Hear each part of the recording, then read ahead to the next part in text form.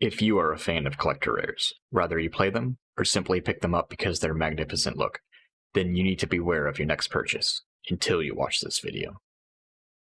This is Vengeful Shadows here, and in today's video we're going to be going over the two different types of collector rares circulating around the market.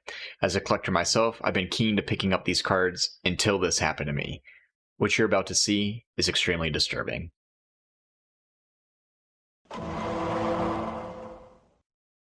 This is a collector rare Trap Trick from Tactical Masters, and as you can see, it has the beautiful, near ultimate rare picture, sharded borders, and a very sheen look.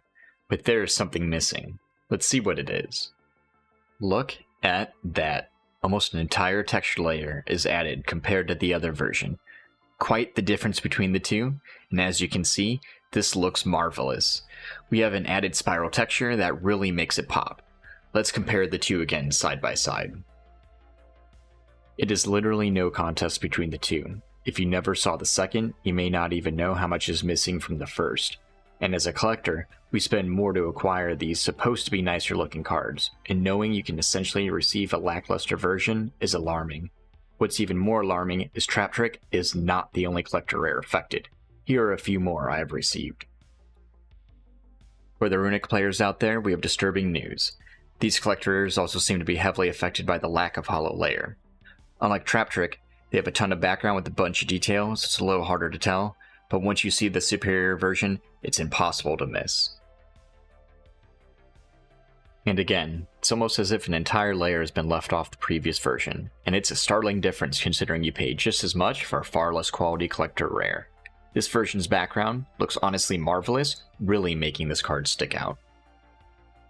And we're going to do another side-by-side comparison to show off that texture difference, and I honestly hope this has been addressed by Konami, because as a collector, it is extremely disappointing to pay more for a card's looks just to receive a lesser version. Now, before we get into the potential of why this is happening, I'm going to show you a comparison of two more cards I've received with incredible differences. Now, the last example for collector rares we're going to show is Runic Tip, and honestly, this version is really beautiful. We have that nice, marvelous kind of ulti look, the shards, and overall, just astonishing, way better than the ultra rare. But again, there's something missing. At first glance, you may miss it, but if you look closely, there's an actual hypno effect on this card, which looks amazing with the symbol in their hand, truly making this card pop. Now, comparing both one last time so you can see the stark differences between the two, I will say the first version seems to have a lot more going for it compared to the Trap Trick shown at the beginning of the video, but still does not compare to the higher quality Runic Tip. Now, as many of you have probably noticed, these are all from the Tactical Masters set. Now, I'm unsure if all the collector rares in this set, like Labyrinths, have been affected by this, so if anyone does notice a difference in their playset, please comment below or even send me a clip or an image over Twitter. I'm also unsure as to the recent Magnificent Maven set, if any of this has continued. A friend of mine told me that their collector rare Guzmek Orochi does not look as amazing as they thought it did, but they don't actually have another version to compare it to. So again, if any of you guys see any differences in their most recent set, Magnificent Mavens, or even some of the Labyrinth just kind of having any difference, please comment down below. And again guys, if you're getting anything from this content, or you keep finding your way back to the channel, do consider supporting the channel by smashing that subscribe button. Our numbers have been going up and I super do appreciate that. But again, if you have any differences in your playset of collector rares or know someone who might, do share the video with them and comment down below those cards and those differences. But most definitely, hit that subscribe button so you can keep seeing content like this. Now, for those wondering what the differences between these cards are, I do believe one is an NA print and the other is a Euro print. For those that are familiar with Euro prints, this probably comes as no surprise, but we've never seen this big of a difference in cards before, especially with the missing textures. And for those that are not familiar with what a Euro print is, they're actually cards printed over in Europe and sent to the United States.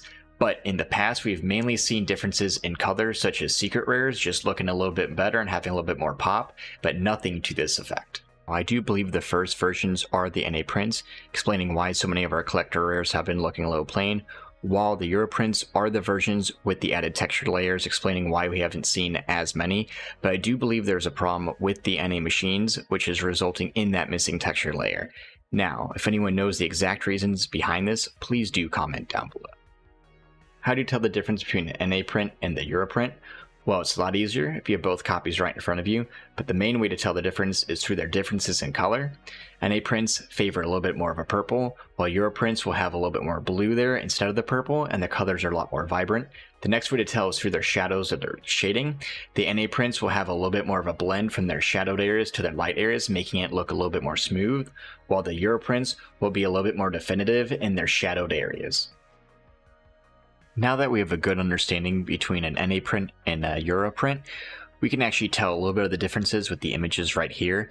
The NA print, which is the one on the left, has a little bit more of a purple hue to the sword, while the one on the right, being the Europrint, has a little bit more blue on that sword than the one on the left. As well as when we look into the sky, it's a little bit harder to tell, but the one on the left has a little bit more of a purple, while the one on the right, being the Europrint, has a little bit more of a blue sky going. Then as far as the shadows, the NA print on the left, you can actually see a little bit more smoother transition between the shadows on the hand to the light spots under the runic symbol. And then the Europrint, which is the one on the right, you can actually see those shadows casted on the hands are much darker than the NA print. Now, unfortunately, I do believe these printer issues have reached past the collector rares I've shown you into OTS 20 due to some Ghost Reaper and Winter Cherries I actually have received. And again, we're going to start off with what I believe to be the NA version of this card. It is beautiful, definitely an ultimate rare, and much like the runic tip, it does have a little bit of texture, but once you see the Euro print of this card, your opinion will quickly change. As seen before, a whole texture layer appears, which really highlights the attributes of this card, especially given all the textures that have been added, which really makes this OTS Ultimate Rare a chase piece for collectors, and it is really disappointing to see that that has been lost with the NA print. And again, once these two are compared, it is no contest which one is more beautiful, or which one you would prefer to have show up to your house if you order this offline, and it is really alarming to see that these lesser versions are put out into the collector market, and I really hope this is actually addressed by Konami in the future to keep this from happening. I hope everyone got something from this video. I definitely wanted to raise awareness to the collectors out there, let them know there's these types of differences circulating around the market, and hopefully word gets back to Konami so they can prevent these types of issues from happening in the future. And again, if you got anything from this video at all, please hit the subscribe button. It really helps out the channel. If you have any friends that can utilize this video at all that are collectors, please share that with them. And if you have any differences in your collections at all, please comment them down below to raise awareness about that. We're also going to have more videos flying up top if you want to check out some more of the content.